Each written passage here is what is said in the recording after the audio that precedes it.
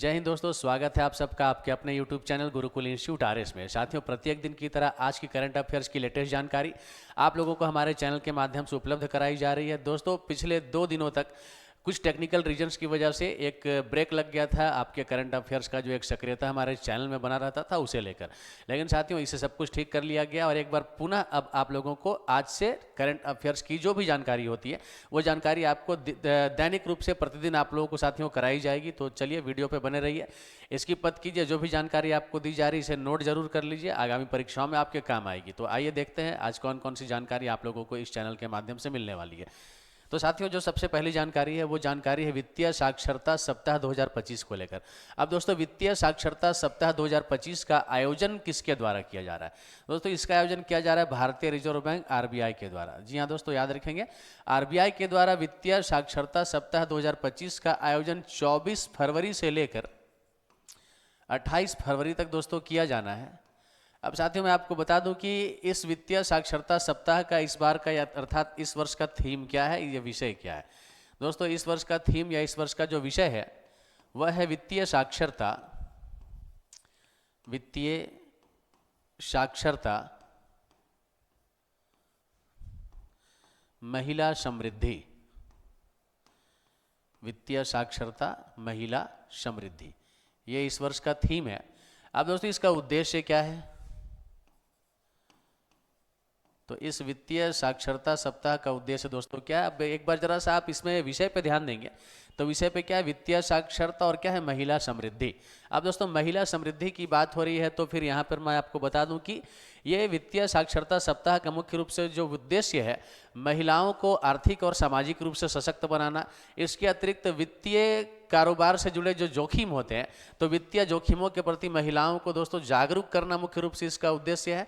और कुल मिलाकर देखा जाए तो आयोजन किसके द्वारा किया जा रहा है? तो आयोजन reserve bank of India RBI के द्वारा किया जा रहा है।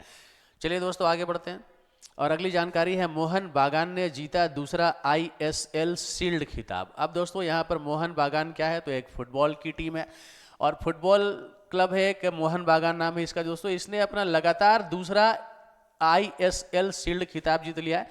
आईएसएल का मतलब है दोस्तों Indian super league, Indian super league. अब दोस्तों, ये इंडियन सुपर लीग का आयोजन कहाँ हुआ था? तो दोस्तों, इसका आयोजन हुआ था कोलकाता में। जी हाँ, आयोजन स्थल क्या था? आयोजन स्थल ये था दोस्तों कोलकाता, और कोलकाता में इसका आयोजन किया गया।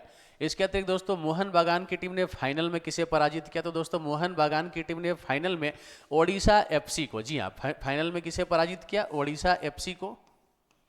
यह भी आप जरूर मेंशन कर लेंगे, आप जरूर नोट कीजिए इसे। ओडिशा एफसी को पराजित कर यह खिताब अपने नाम किया और ओडिशा एफसी को 1-0 से हराकर इस प्रतियोगिता को मोहन बागान की टीम ने अपने नाम किया। अब दोस्तों, इस प्रतियोगिता को लगातार दूसरी बार जीतने के बाद ये जो मोहन बागान की टीम है ये एएफसी चैंपियंस लीग, जी हाँ, एएफसी चैंपियंस लीग के लिए क्वालिफाई कर गई है, अर्थात मोहन बागान की टीम एएफसी चैंपियंस लीग में अपना प्रदर्शन अब आगे दिखाएगी। तो दोस्तों, इस प्रकार से अगर देखा जाए तो आईएसएल शील्ड खिताब जीतने के बाद कोई टीम किसके लिए क्वालिफाई करती है? तो एएफसी चैंपियंस लीग के लिए क्वालिफाई करती है। और इस बार का आईएसएल शील्ड का खिताब किसने जीता दोस्तों? तो मोहन बागान की टीम ने जीता। चलिए आगे बढ़ते हैं और अगली जानकारी माउंट डुकोनो ज्वालामुखी में विस्फोट को लेकर। अब साथियों, माउंट डुकोनो ये एक ज्वालामुखी का नाम है दोस्तों, जो पिछले दिनों इंडोनेशिया में विस्फोट कर गया। जी हाँ, इस ज्वालामुखी का विस्फोट कहाँ हुआ दोस्तों? इंडोनेशिया में हुआ। अब दोस्तों, इंडोनेशिया में इसके विस्फोट के बाद वहां पर मैं आपको बता दूं कि वहां की ज्वालामुखी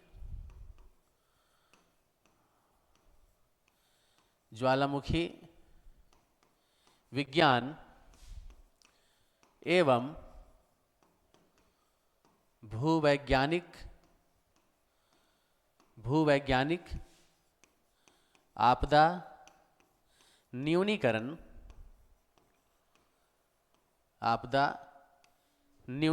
केंद्र के द्वारा दोस्तों ऑरेंज अलर्ट जारी कर दिया गया। जी हाँ, ऑरेंज अलर्ट। अब ये ऑरेंज अलर्ट क्या होता है दोस्तों? तो ऑरेंज अलर्ट ये दूसरी सबसे बड़ी चेतावनी होती है। इसके अलर्ट जारी किए जाने के बाद दोस्तों आपको बता दें कि जो एक विमान होता है ना, उस विमान को 5 किलोमीटर की ऊंचाई से नीचे की उड़ने की बिल्कुल मनाही होती है। मतलब कोई भी विमान जो है वो 5 किलोमीटर से कम के नीचे की हाइट पर नहीं उड़ सकता। और ऑरेंज अलर्ट जो है वो जारी किया गया कहाँ, तो इंडोनेशिया में। क्यों किया गया? क्योंकि वहाँ पर माउंट डुकोनो नामक जो एक सक्रिय ज्वालामुखी था दोस्तों, उस पर एक भयंकर विस्फोट हो गया और उसके बाद वहाँ पर अलर्ट जारी किया गया। और अलर्ट जारी किसके द्वारा किया गया? तो ज्वालामुखी विज्ञान एवं भूवैज्ञानिक आपदा न्यूनीकरण केंद्र के द्वारा किया गया। दोस्तों इंडोनेशिया की राजधानी कौन सी है? तो इंडोनेशिया की राजधानी दोस्तों जकार्ता, जरूर याद रख लेंगे। इंडोनेशिया की राजधानी कौन सी है दोस्तों? जकार्ता। चलिए आगे बढ़ते हैं और यहां से अब अगली जानकारी राष्ट्रीय धन्वंतरी आयुर्वेद पुरस्कार को लेकर। अब साथियों, राष्ट्रीय धन्वंतरी आयुर्वेद पुरस्कार ये देश के चिकित्सकों को दिया जाता है दोस्तों। किसके द्वारा दिया जाता है? तो केंद्रीय आयुष एवं स्वास्थ्य एवं परिवार कल्याण मंत्रालय, स्वास्थ्य एवं परिवार कल्याण मंत्रालय के द्वारा साथियों यह पुरस्कार जो है देश के 3 चिकित्सकों को दिया गया, राष्ट्रीय धन्वंतरी आयुर्वेद पुरस्कार 2025। जी हाँ, यह पुरस्कार दोस्तों दिया गया। अब इसके तहत एक प्रशस्ति पत्र, इसके तहत एक प्रशस्ति पत्र, इसके अतिरिक्त भगवान धन्वंतरी की प्रतिमा, भगवान धन्वंतरी की प्रतिमा, और इसके अतिरिक्त दोस्तों 5 लाख रुपए नकद। जी हाँ, 5 लाख रुपए नकद पुरस्कार स्वरूप प्रदान किए गए। अब दोस्तों ये पुरस्कार किन्होंने दिया? तो देश के आयुष एवं स्वास्थ्य एवं परिवार कल्याण मंत्रालय के राज्य मंत्री है, जिनका नाम है प्रताप जाधव। जी हाँ, जिनका नाम क्या है दोस्तों? प्रताप जाधव।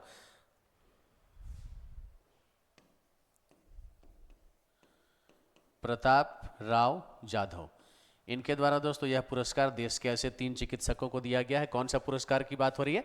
राष्ट्रीय धन्वंतरी आयुर्वेद पुरस्कार। चूंकि दोस्तों ये राष्ट्रीय स्तर का पुरस्कार है, थोड़ा महत्वपूर्ण हो जाता है आपके एग्जाम के व्यू से, तो इस तरीके से आप इसे जरूर याद रख लेंगे साथियों।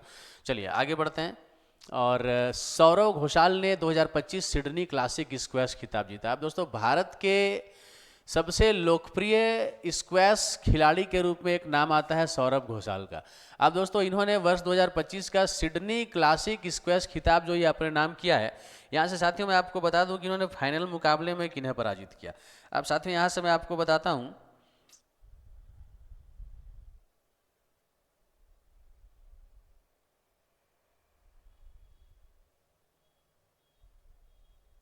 जी फाइनल मुकाबले इन्होंने मिस्र के, जी हाँ फाइनल मुकाबले में इन्होंने मिस्र के खिलाड़ी है जिनका नाम है साथियों अब्देल रहमान नासिर। अब्देल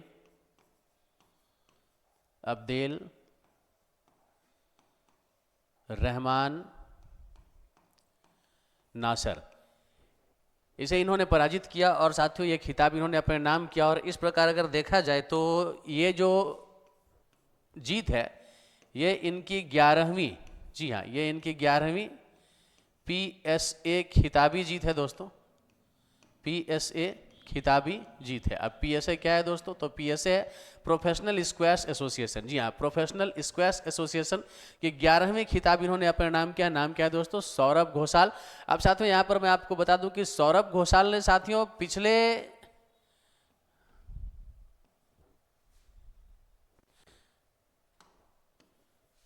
जी हाँ सौरभ घोषाल ने पिछले 3 अप्रैल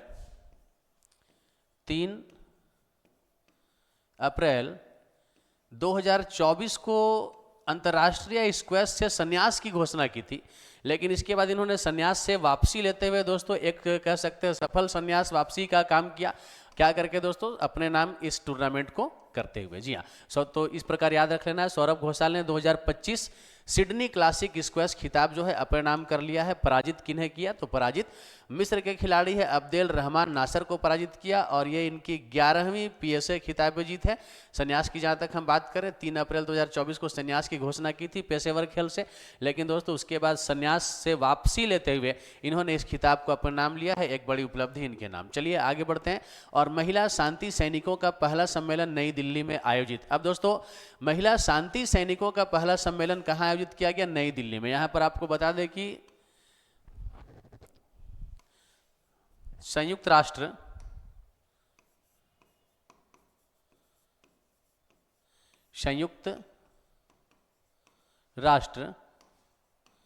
महिला शांति सैनिक, जी हाँ, यहाँ पर कौन से सैनिकों की बात हो रही है? यहाँ पर बात हो रही है दोस्तों संयुक्त राष्ट्र महिला शांति सैनिकों की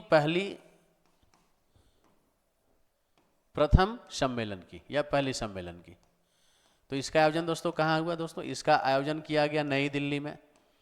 अब दोस्तों ये किस प्रकार का सम्मेलन है तो मैं आपको बता दूं कि ऐसी महिला सैनिक जो कि संयुक्त राष्ट्र के शांति अभियानों में अपनी सक्रियता निभाती है, सक्रियता भूमिका अपनी दिखाती है, इस तरीके के जितनी भी महिला शांति सैनिक है दोस्तों, ऐसे महिला शांति सैनिकों का एक सम्मेलन जो है वो नई दिल्ली में आयोजित किया गया।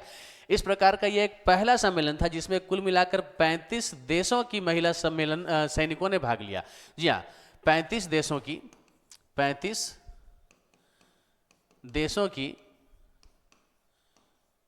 महिला सैनिकों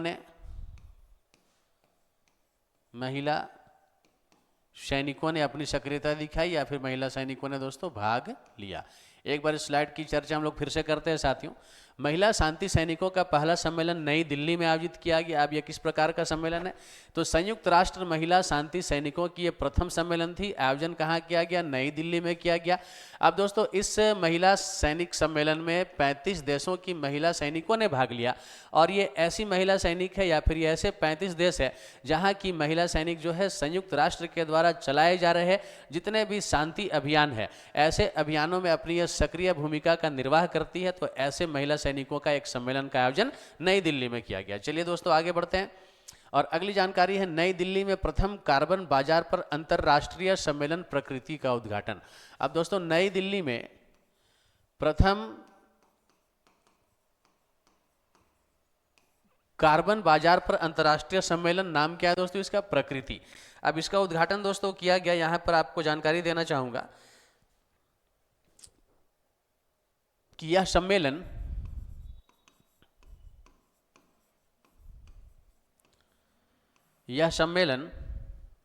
कार्बन क्रेडिट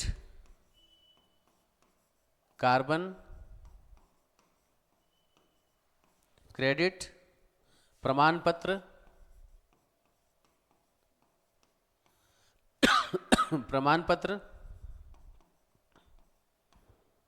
व्यापार के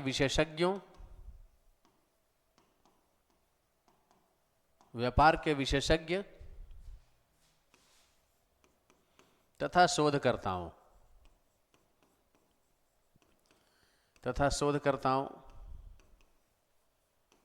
के लिए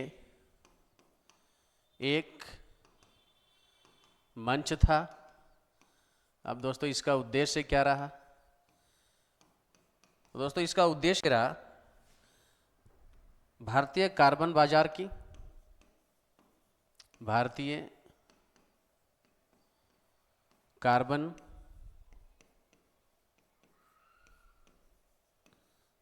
की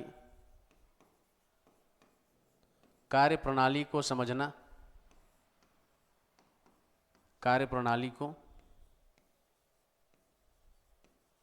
समझना तथा इसे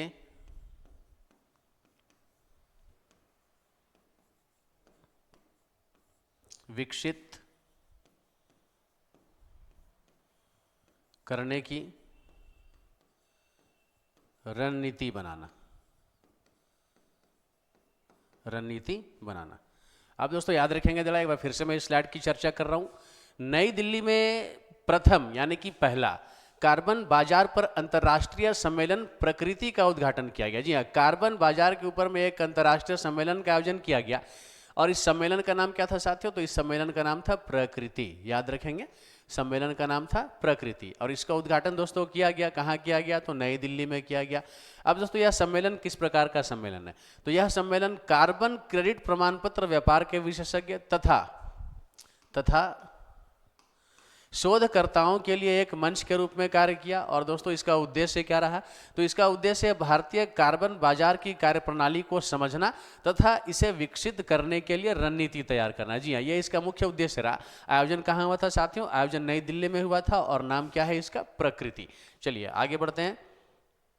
और अब अगली जानकारी है खेल जगत से जुड़ा हुआ। पंकज आडवाणी ने 14वां एशियाई चैंपियनशिप खिताब जीता। अब दोस्तों पंकज आडवाणी भारत के जाने माने स्नूकर के खिलाड़ी। अब दोस्तों इन्होंने एशियाई चैंपियनशिप खिताब अपने नाम किया है और ये इनका 14वां एशियाई चैंपियनशिप खिताब था। दोस्तों फाइनल मुकाबले में इन्होंने किसे पराजित किया? तो फाइनल मुकाबले में इन्होंने ईरान के, जी हाँ, फाइनल मुकाबले में इन्होंने ईरान के खिलाड़ी है दोस्तों, इनका नाम है आमिर सरकोश। आमिर सरकोश को पराजित कर यह खिताब इन्होंने अपने नाम किया है। अब दोस्तों इस जीत के साथ पंकज आडवाणी ने, मैं आपको फिर से बता दूं कि अपना 14वां एशियाई चैंपियनशिप का खिताब जो है ये अपने नाम किया है। तो याद रखेंगे दोस्तों। अब इसका आयोजन कहाँ हुआ था? तो साथियों इसका आयोजन मैं बता दूं कि कतर की राजधानी, जी हाँ, कतर की राजधानी है साथियों दोहा। तो कतर की राजधानी दोहा में इस प्रतियोगिता का आयोजन किया गया था, जिसमें कि पंकज आडवाणी ने इस खिताब को अपने नाम पे हासिल किया है। चलिए आगे बढ़ते हैं और यहाँ से अब साथियों क्विज का सेक्शन शुरू हो रहा है। क्विज का सेक्शन में पहला क्वेश्चन कौन सा है? निम्नलिखित में से किसने वित्तीय साक्षरता सप्ताह लॉन्च किया? तो मैंने आपको अच्छे तरीके से समझा दिया है। करेक्ट आंसर क्या होगा? ऑप्शन ए, भारतीय रिजर्व बैंक। जी हाँ, रिजर्व बैंक ऑफ इंडिया के द्वारा वित्तीय साक्षरता सप्ताह 24 से 28 फरवरी तक चलाया जाना है। चलिए आगे बढ़ते हैं। ISL अर्थात इंडियन सुपर लीग विजेता शील्ड का विजेता कौन से टूर्नामेंट के लिए क्वालिफाई करता है? साथियों मैंने आपको बता रखा है पहले ही, AFC चैंपियंस लीग के लिए। जी हाँ, तो ऑप्शन सी करेक्ट आंसर होगा। ISL विजेता शील्ड का जो भी विजेता होता है, ऐसा जो भी टीम होगा दोस्तों, वो टीम AFC चैंपियंस लीग के लिए क्वालिफाई करती है। मतलब ऑप्शन सी यहाँ से आपके इस प्रश्न का करेक्ट आंसर है। नेक्स्ट क्वेश्चन, माउंट डुकोनो ज्वालामुखी कहाँ स्थित है? अब साथियों माउंट डुकोनो ज्वालामुखी ये कहाँ स्थित है? जानकारी मैंने आपको दे रखा है। Correct answer option B, Indonesia. चलिए आगे चले और नेक्स्ट क्वेश्चन है, राष्ट्रीय धन्वंतरी आयुर्वेद पुरस्कार किस मंत्रालय के द्वारा प्रदान किया जाता है? दोस्तों राष्ट्रीय धन्वंतरी आयुर्वेद पुरस्कार की बात हो रही है, किस मंत्रालय के द्वारा बात किया? देखिए दोस्तों ऐसा है कि आयुर्वेद पुरस्कार है ना, तो आयुर्वेद से जुड़ा हुआ कोई मामला होता है दोस्तों, तो वो आयुष मंत्रालय उसको देखता है। तो यहाँ से करेक्ट आंसर आपका क्या हो जाएगा? ऑप्शन बी, आयुष मंत्रालय, मिनिस्ट्री ऑफ आयुष। चलिए आगे बढ़े हम लोग। प्रोफेशनल स्क्वैश एसोसिएशन का मुख्यालय कहाँ स्थित है? अब दोस्तों PSA के बारे में मैंने आपको बताया था, प्रोफेशनल स्क्वैश एसोसिएशन। अब इसका मुख्यालय के लिए आपसे सवाल पूछा जा रहा है, तो यहाँ PSA का मुख्यालय कहाँ है? तो मैं आपको बता दूं PSA का मुख्यालय दोस्तों ऑप्शन ए, इंग्लैंड में होगा। ठीक है ना, यहाँ से करेक्ट आंसर क्या है आपका? इंग्लैंड है। नेक्स्ट क्वेश्चन आप इसे जरूर नोट कर लीजिएगा, इसका आंसर क्या था? इंग्लैंड था। और अब है, संयुक्त राष्ट्र महिला शांति सैनिकों के लिए पहला सम्मेलन कहाँ आयोजित किया गया? अब दोस्तों संयुक्त राष्ट्र महिला शांति सैनिकों के लिए पहला सम्मेलन कहाँ आयोजित किया गया? आपको मैंने बताया भारत में आयोजित किया गया और भारत की राजधानी नई दिल्ली में आयोजित किया गया। तो ऑप्शन ए यहाँ से करेक्ट आंसर है, नई दिल्ली। चलिए आगे बढ़े हम लोग। कार्बन बाजार का पहला अंतर्राष्ट्रीय सम्मेलन प्रकृति कहाँ आयोजित किया गया? अब दोस्तों कार्बन बाजार का पहला अंतर्राष्ट्रीय सम्मेलन प्रकृति का आयोजन कहाँ हुआ? तो इसका भी आंसर ऑप्शन बी, नई दिल्ली में इसका आयोजन किया गया। नेक्स्ट क्वेश्चन है, 14वें एशियाई स्नूकर चैंपियनशिप में पुरुषों का खिताब किसने जीता है? अब दोस्तों 14वें एशियाई स्नूकर चैंपियनशिप की चर्चा हम लोग थोड़ी देर पहले किए हैं और यहाँ से इस प्रश्न का सही उत्तर कौन सा होगा? पंकज आडवाणी। जी हाँ, पंकज आडवाणी भारत के जाने माने स्नूकर के खिलाड़ी। और ये पेज रहा आप लोगों के लिए, जिसका उत्तर आप लोगों को कमेंट बॉक्स में आकर देना होता है। दोस्तों कमेंट बॉक्स में आकर उत्तर जरूर दीजिएगा। मैं प्रश्न पढ़ रहा हूँ।